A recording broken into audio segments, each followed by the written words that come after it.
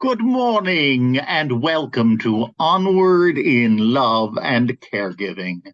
I want to welcome you this morning to this program, this continuing series as we're beginning the new year by going back and saying, let's take a real look at family caregiving. I'm Greg Johnson. I'm the president and CEO of GJP International, Greg Johnson Partnerships International. And here in New York, I have the great privilege of serving as the chief advisor to the CEO of Emblem Health for family caregiving.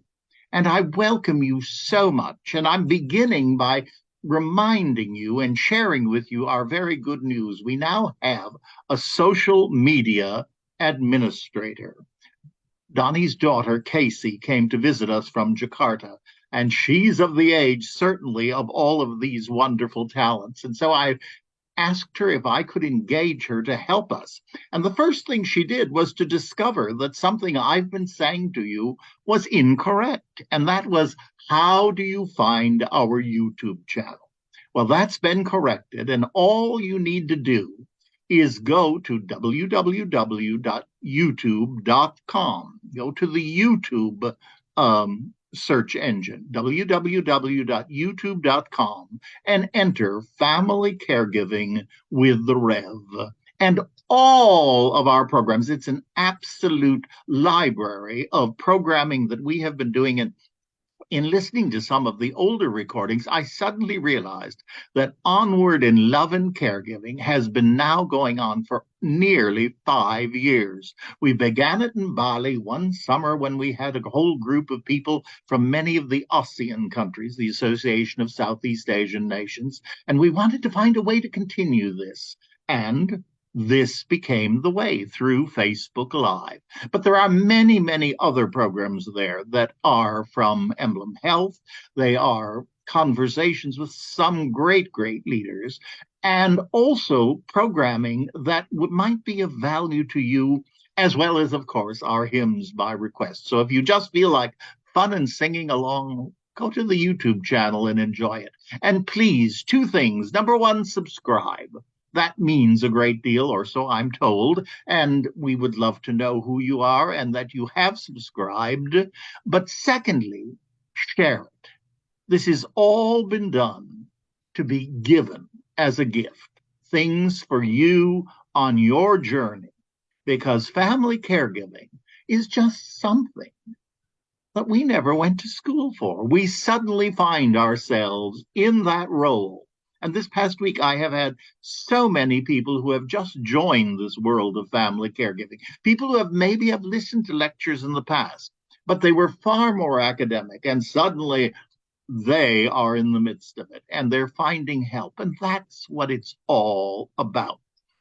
So I urge you to take advantage of each and every one of those. And always I am available via email. All small case, Greg Johnson at gjp-international.com.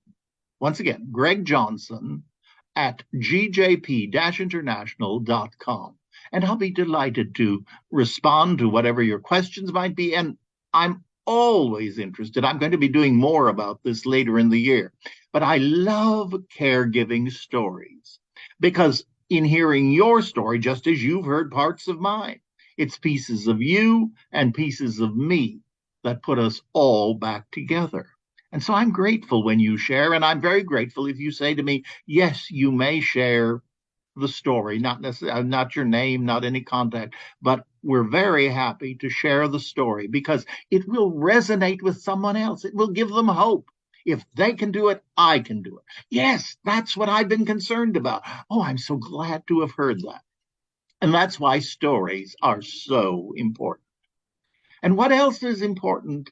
Well, each year, I like to begin the year by just pausing, no matter where we are in our journey. Perhaps we've just begun caregiving. Perhaps we've been in it for a very long time and we just need to be boosted before we're totally burned out. Or perhaps we've concluded it and we may be in the grief portion. And that's very much still caregiving. We'll talk about that, frankly, next week. But Wherever we might be, it's refreshing to stop and to look. And so that's what we've done. We took a moment to look at what is caregiving, an overview. We talked then about family and caregiving, because that's the topic. That's who we are in that three-legged stool of healthcare: the care recipient, the professional caregiver, and the family caregiver. Sometimes we're playing all those roles. Certainly, I deal with that with people with emblem, people with advantage care physicians, people in all of the aspects of caring physically, emotionally, and spiritually. So the first thing we did was looked at families. We looked at family, and we looked at families of origin and families of choice. And I very much enjoyed some of your notes that you've written to me, expressing gratitude for naming that, but also for the fact that you discovered, yes, I never thought of that as a family. And a couple of you have actually considered beginning, as I did here in this apartment house, a family caregiving committee. Ours here is known as Know Your Neighbor Committee. Whatever name works and is comfortable to your group of friends and neighbors, by all means, give it a try and let me know how it's going. Then we looked at caregiving and the many, many faces of family caregiving. Far more than just seniors like me. We took a look at that, and if you didn't hear that, please go take a look at it. Now we have been in a series, a 3-week series, that talks about who you are, who I am, and who our care recipients are, because we are all human beings. And each and every one of us is a child of the divine. Now, I'm using that word. You may use any terms you like. As you know, with everything that I do, I'm very much from the essence of the 12 steps, and that is God as you understand or don't understand that word today. There's nothing wrong with either situation. But I have been attempting to focus upon us as persons who are physical, emotional, and mental, and spiritual. So the first week we talked about the physical, the things that we do beyond diet and exercise, and the physical things that we need to know and where to get the resources that we need. Last week we talked about the emotional, the mental issues that we have, as well as our care recipient. Because remember, in all that we're doing, yes, we're caring for another person today, but eventually that's how life goes. We will be that care recipient. I certainly have learned a great deal of that in this recovery from the surgery, which is taking much longer than anticipated. But it's happening one day at a time, and its time is the right time. So I give thanks for that. But it's physical, it's emotional, and thirdly, we are spiritual human beings. We sometimes get mixed up on that. Now, right here and now, I want to say I'm not discussing religion. Religion comes from that wonderful word to bind onto. I like to think of them as avenues to truth, avenues to the divine, avenues to God. And I hope that you found one that is comfortable to you. I am an ordained minister, so I would love that. But if you haven't, you've got that opportunity. Therein lies things like theology and doctrines. You can study that. You can get confused by it. You can ask questions. You can go for it. And what do? You go deeper. But what does it mean when we say we are a spiritual being?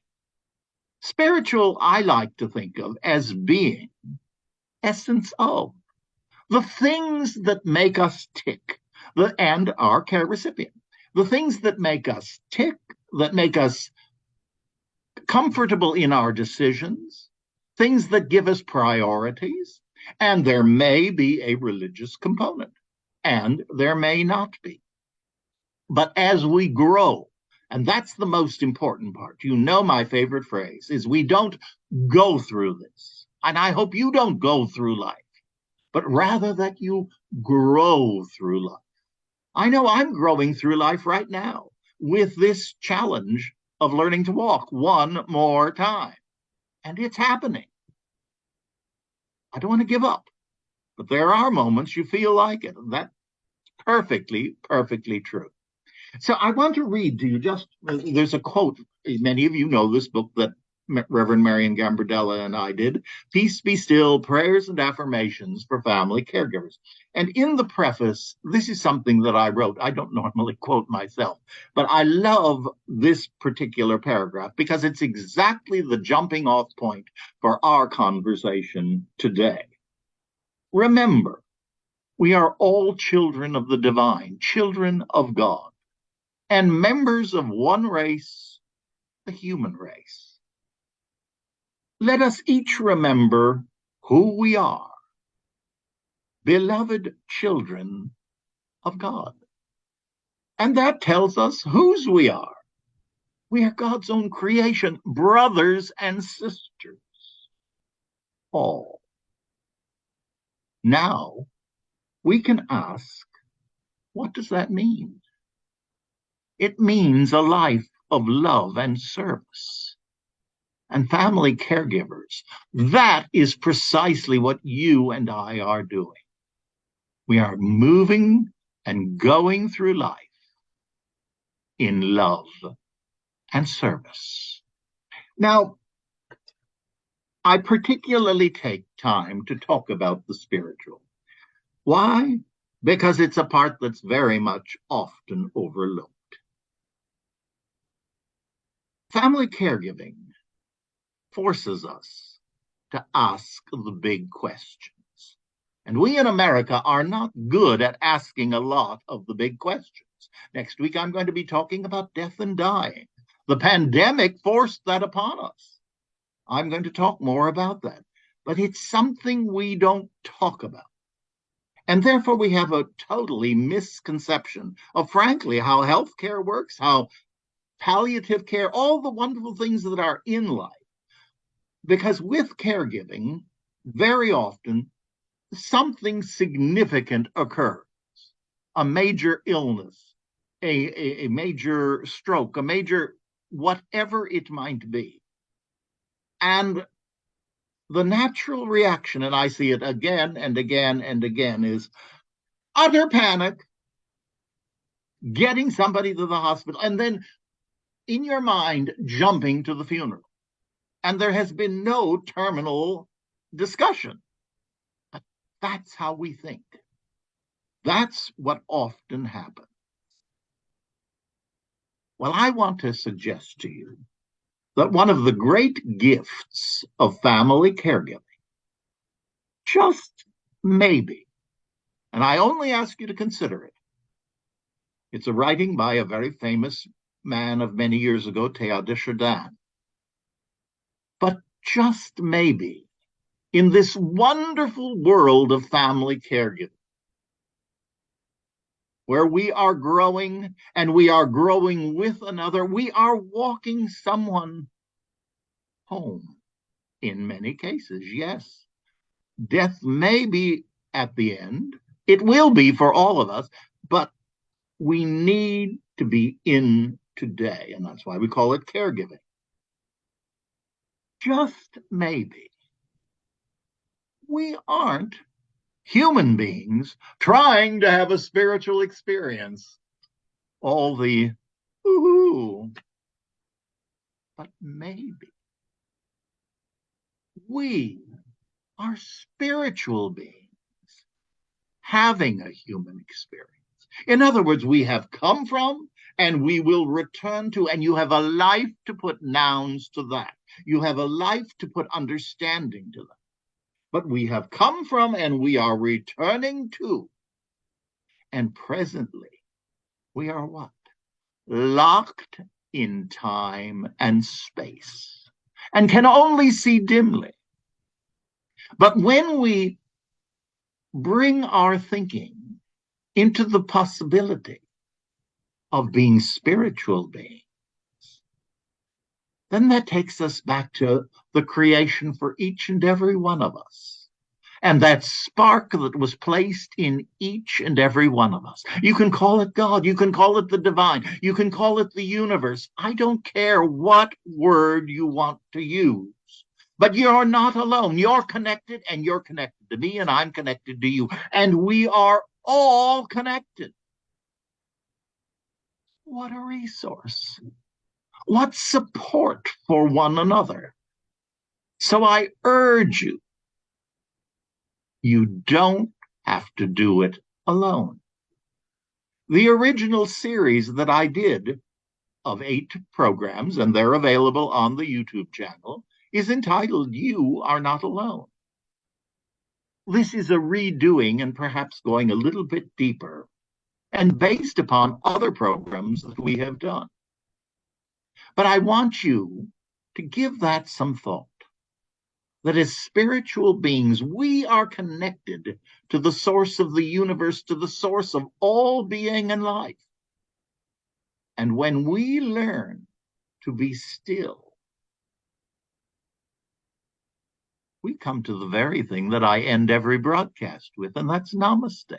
That the divine within me acknowledges the divine in you. The love in me acknowledges the love in you. And when I'm feeling weak, I can draw on your strength, and you can draw on mine at other times. Namaste. We are not alone. Now, I want to just, first of all, suggest that, as with the discussion of the physical and the emotional, with spiritual questions, there are many, many people to whom you can go for support. Certainly a 12-step group, a spiritual director, a therapist, clergy, and other group supports. All of those are wonderful avenues to get us out of the human issues and into the resources of our eternal essence. You know, it's really life being, you've heard me say this many times. I've often used it as a theme when I speak. From ego, those are the human qualities, to essence. Or as Father Rohr talks about it, from the container to that which we put in the container. Those are the spiritual, those are the eternal principles that guide us as we work with others. Now, there was a wonderful organization for well over 25 years here in New York City, an organization called Friends Indeed. It was begun by the incredible Cy O'Neill, Cynthia O'Neill, the actress and philanthropist, and the very brilliant and beloved, the late Mike Nichols, actor and director. And it was begun at the time of AIDS with the concept of visiting people in the hospital, being present for them. As they would come out of the hospital, they would be invited to come to something called the big group. And it began a bit specific at first, but began under the genius of Cy O'Neill to be inclusive. And I just want to read this because I love what it says. They provided support for caregivers, families and friends of those who are ill, and anyone dealing with grief and bereavement. All of these people were brought together in one room. What was it? It was life right there. Someone was here, someone was there, but in the journey, the dance of life, they were finding and continued to find support. Now, one of their staff members, who also was from the very beginning, the Reverend Cynthia Burke, created something, and we published it with Emblem Health and Friends Indeed. And it is entitled The 6 Spiritual Principles of Family Caregiving. Now, I have done an entire series, a 6-week series on these, and I may do it again because they have been very well received. But once again, thanks to our YouTube channel, you can go and listen to each one of these. I'm going to do just a very overview of them, but I think they will help you to understand what we're talking about when we talk about the spirituality of life, that which we are going through, and we're just not certain how this all came about.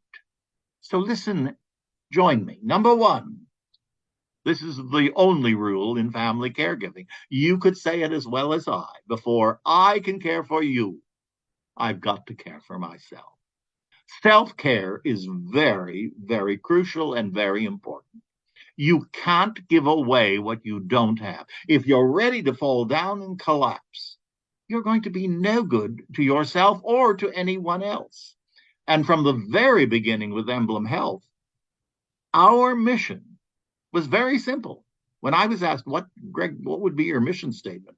I said, it strikes me, it's quite simple, keeping caregivers, caregivers.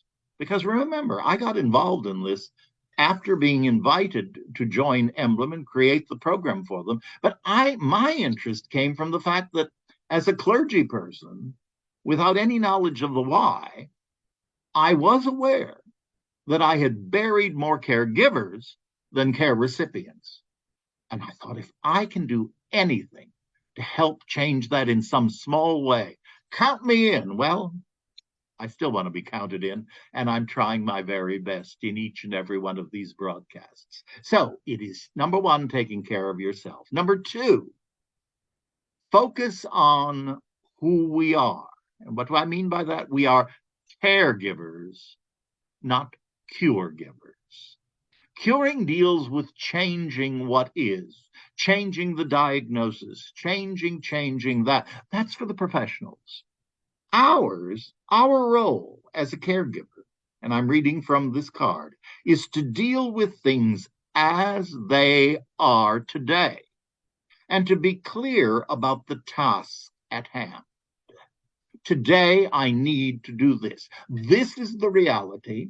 I can't change it, and I always use the 3 C's. I didn't cause it, I can't control it, and I can't cure it. But I can be present, and I can give the gift of care. So let us remember that. That's a great spiritual gift. Number 3, and it parallels just what I've said, be in the moment. In caregiving, it is not the moment to redress or to redigest or to go over and over and over. Well, if she'd have done this or if he'd have done that, or why didn't that? No. That has been the past. This is the present circumstance. You can't change the past. What was done was done. And the result is the present moment. So we need to be in the present moment and not get stuck in the past or project to the future. One of the big things right here, and it's very much about essence, a patient, a care recipient, can be in a state that they can't talk, that they can't communicate. Their mind may be very, very fuzzy, but they can sense confusion. They can sense fear. So if we're busy, what ifs and that sort of thing, we're not only upsetting ourselves in a way that we don't have to because nothing can be done about what we're doing, but we're also upsetting the care recipient because they can't even explain what's going on within them. So it's very important to be in the present, loving and caring. Number 4, express your feelings appropriately. As a caregiver, you may find people behaving in ways that are difficult to handle. But if you start with, "You're driving me crazy," that's not going to help any conversation. And it's not going to take and make things in a positive way. It's important that we keep the messages. I want to do what's best for you. We're getting good advice. but I want to do what you need, what you feel will help you. Guide me. If it's just a nod, if it's a squeeze of a hand, I'm here for you. Can make a huge difference. And number 5 and number 6 are two that go together and yet are progressive, as it were. Number 5 simply says, seek to find meaning in the experience. Now, you can say to me, I have no time to sit and be philosophical or to look at this. I urge you, again, be present for what's happening. Let the spirit within you say, this is the right road. Let the spirit within you say, remember that. Because you're finding meaning as you are going along. And this phrase I love, and it applies to you and the care recipient. One of the things, and it's very true, you'll discover as a family caregiver, is that the quality of life is not determined by the circumstance, but by how you and the person for whom you care perceive the circumstances. And one of the most positive statements I can make, and it's the 6th principle, and this can seem terribly hard to understand. Remember what I just read. It's not determined by the circumstances, not by what has happened, because it's already happened, but by how you and the person for whom you care perceive the circumstances.